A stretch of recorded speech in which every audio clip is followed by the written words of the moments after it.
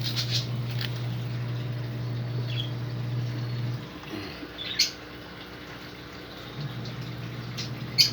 guys, hindi ko alam kung ano nangyari sa isda ko kanina. Okay pa siya, malakas pa, bigla na lang nakita ko nakabalintuad. Hindi ko alam kung ano nangyari, pero malakas naman sila eh. Ayun yung isa ko, andoon siya. Tinanggal ko doon, nakita ko na lang pagbalik ko nakabalintuad na.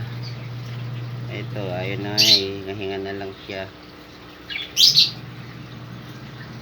Ayan, nasa beta tank ko na yung pahaba lang siya, yung 8 ang haba. Buti sakto siya dito. Nilagyan ko siya ng stone bubble tsaka konting asin. Hindi ko alam kung ano nangyari sa kanya guys, pero kanina okay naman siya eh. Naglalaro pa siya kanina, hindi pa nga sila kumakain eh. Hindi ko alam kung paano nangyari sa kanya. Hindi ko alam kung parang na-stroke kung ano.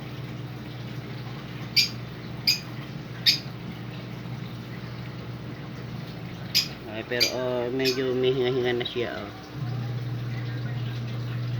hindi ko alam kung ano nangyari sa kanya.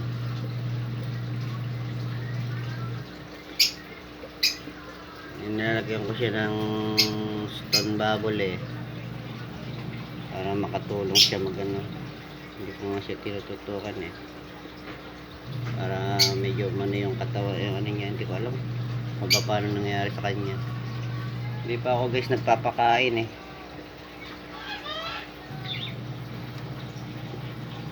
nilagay ko siya sa beta tank. Awawa naman si bukol ko, pero kanina talaga umulos na, hindi na siya huminga.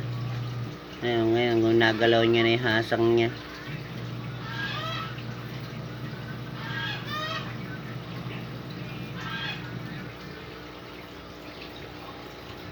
Ayun guys, kanina kala ko patay na, ay nang gumalaw kanina. Ang ginawa ko, tinagpatang ko na stone bubble para kaano ng bagong hangin.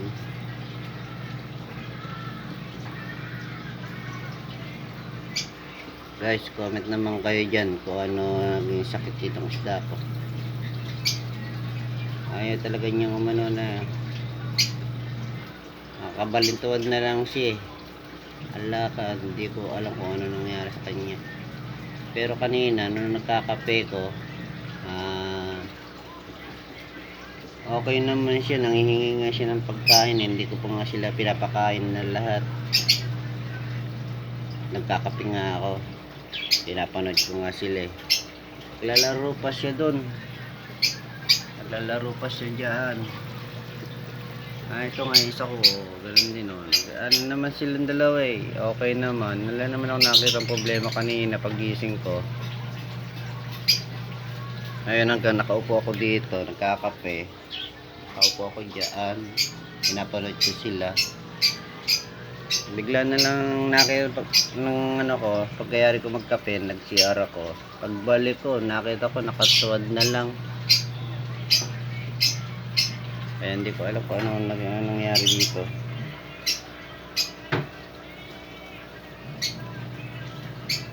Guys, comment na lang kayo guys kung ano naging problema nito.